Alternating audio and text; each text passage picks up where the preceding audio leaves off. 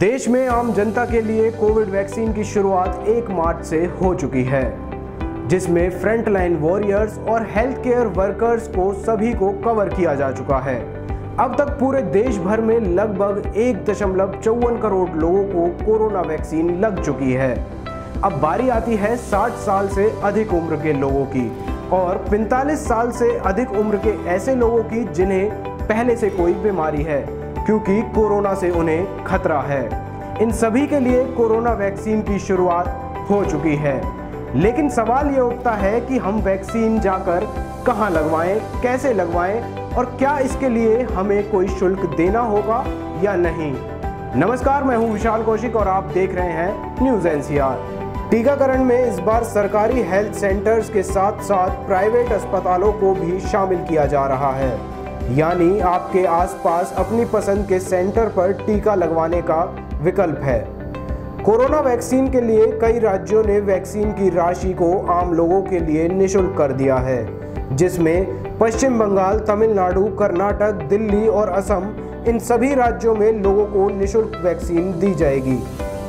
हरियाणा के मुख्यमंत्री मनोहर लाल खट्टर ने बयान जारी किया है। हरियाणा में गरीब परिवारों को कोरोना वायरस की वैक्सीन फ्री में दी जाएगी। इस टीकाकरण अभियान की लागत बहुत ज़्यादा आने की उम्मीद है। ऐसे में अगर कुछ लोग हमें वित्तीय तौर पर मदद करें तो ये बहुत ही अच्छा रहेगा।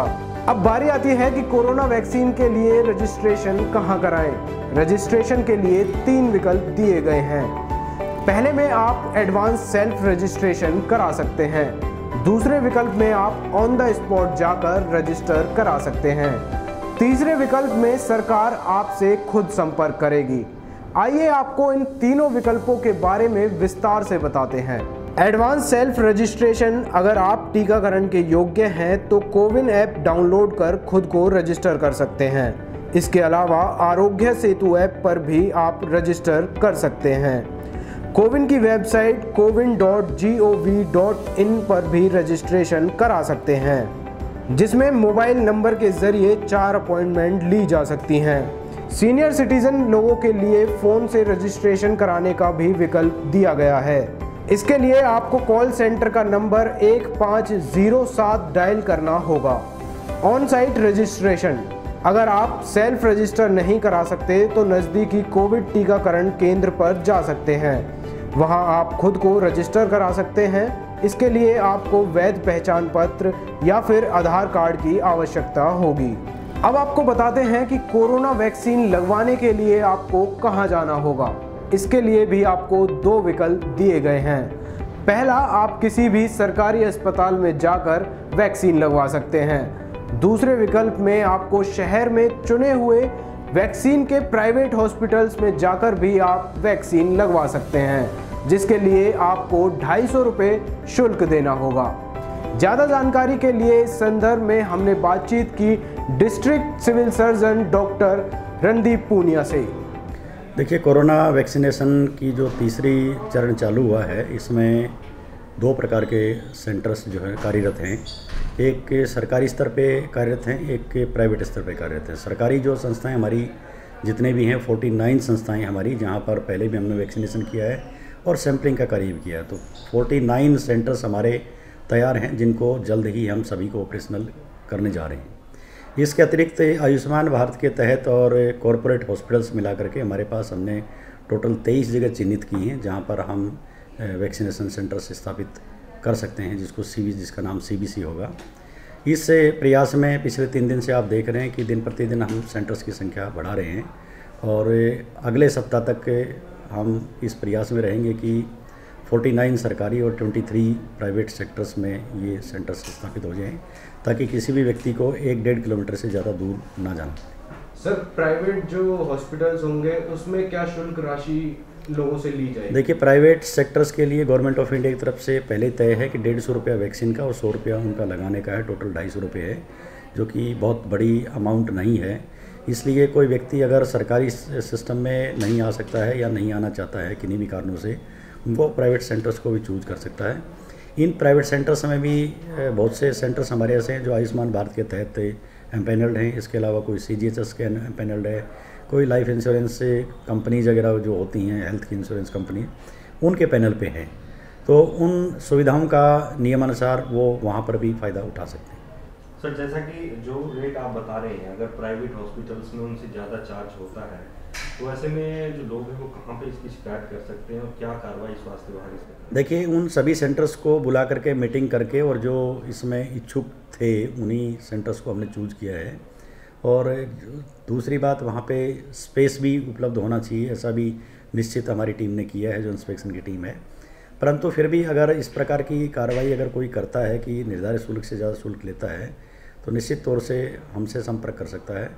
हम उनका सेंटर तो बंद करेंगे और एपिडेमिक एक्ट के तहत जो कार्रवाई बनती है वो भी अमल में लाई जाएगी। भारत में कोरोना वैक्सीन के तीसरे चरण की सफलतापूर्वक शुरुआत हो चुकी है। इसमें कोई हैरानी की बात नहीं है कि भारत में बनाई गई कोवैक्सीन का प्रभावकारी रेट 81% है, जिसके कारण अब विदेशों से भी कोवैक्सीन की सप्लाई की डिमांड आ रही है। आप सभी के मन में कोवैक्सीन को लेकर कई सवाल होंगे। इन्हीं सवालों को जानने के लिए हमने बात की ESIC medical college and hospital Faridabad के रजिस्ट्रार डॉक्टर अनिल पांडे से, जो कि HOD ऑफ फिजियोलॉजी भी हैं। इतना ही नहीं, फरीदाबाद में कोवैक्सीन के ट्रायल शॉट्स के दौरान ये प्रिंसिपल इन्वेस्टिगेटर भी रहे हैं। लोगों के लिए देखिए, अभी तो जो सरकार ने इमरजेंसी ऑथराइजेशन 2 वैक्सीन का दिया था, जो कोविशील्ड जो सीरम इंस्टीट्यूट जो ऑक्सफोर्ड एस्ट्राजेनेका सीरम इंस्टीट्यूट जो इंडिया में बना रहा है जी, और दूसरा जो कोवैक्सीन जो ICMR और भारत बायोटेक ने ज्वाइंटली मिलके इसको आत्मनिर्भर वैक्सीन, क्योंकि ये कम्प्लीटली इंडिजिनस स्वदेशी वैक्सीन संपूर्णतया है, तो ये इसलिए क्योंकि इनके फेज 3 का रिपोर्ट अभी पब्लिक डोमेन में अवेलेबल नहीं था। ये अभी 2 दिन पहले ही इनके फेज 3 का रिपोर्ट आ गया है और ये बहुत हम लोगों के लिए प्राउड मोमेंट है, बोल सकते हैं कि ये 81% इसकी एफिकेसी रेट है। 81% मतलब ये it's matched on the most advance vaccine जो अभी वर्ल्ड में अवेलेबल है, जैसे फाइजर, मॉडर्ना, क्लोज टू उनके। तो इसमें दूसरा आप पूछ रहे थे कि इसकी एडवांटेज क्या है जो भारत में दोनों वैक्सीन लगाई जा रही है। मैं आपको बताऊं कि हर वैक्सीन अलग अलग प्रकार के हैं। जैसे ये कोवैक्सीन है, ये होल विरियन किल्ड वैक्सीन के बेसिस पर बना है। कोविशील्ड जो है ये आपको वेक्टर वायरस वैक्सीन है। तो होल विरियन किल्ड वैक्सीन का एक एडवांटेज ये है कि जो कोमॉर्बिड एल्डरली, जिनमें थोड़े से साइड इफ़ेक्ट या कॉम्प्लिकेशंस के रिस्क होते थे, उसमें ये सेफ़ है, क्योंकि ये वैसे तो इंटायर पॉपुलेशन में दोनों ही वैक्सीन सेफ़ है। कोवैक्सीन को इवन ऑल ओवर वर्ल्ड ये बोला गया कि this is one of the safest vaccine in the world.